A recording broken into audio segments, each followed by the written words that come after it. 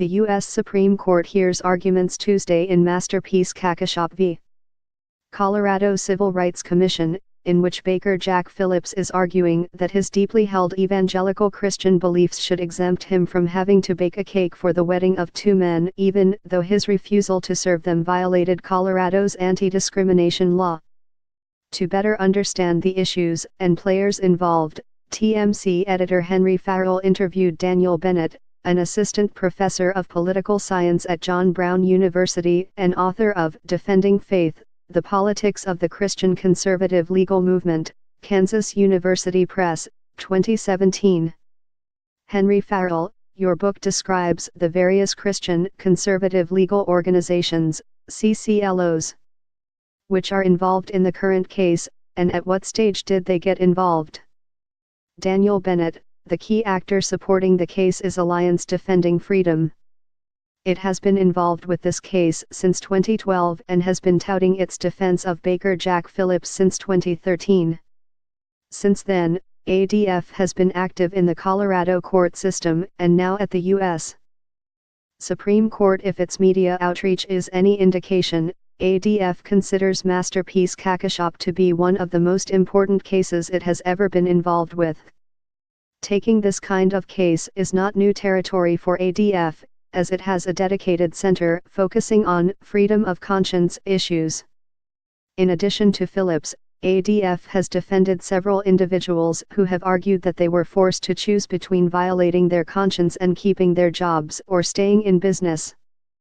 Phillips's case is simply the first of these cases to make it to the Supreme Court.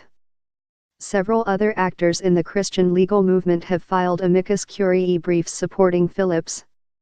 Christian conservative legal organizations First Liberty, the Freedom of Conscience Defense Fund, Liberty Counsel, National Legal Foundation and Thomas More Society all have their names on amicus briefs filed for Phillips.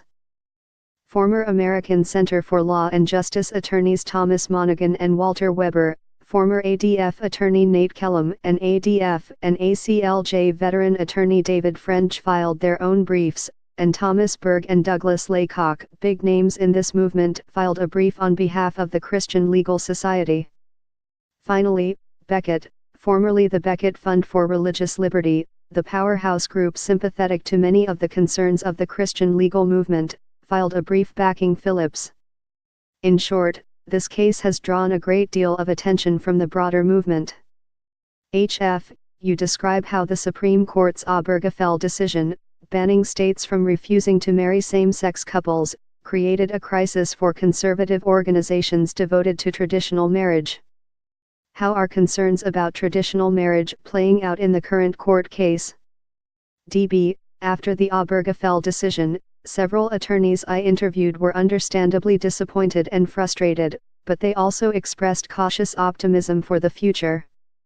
Specifically, one attorney said, "Our hope is that, now that the marriage issue has been settled, Justice Anthony Kennedy will come back to the side of religious freedom."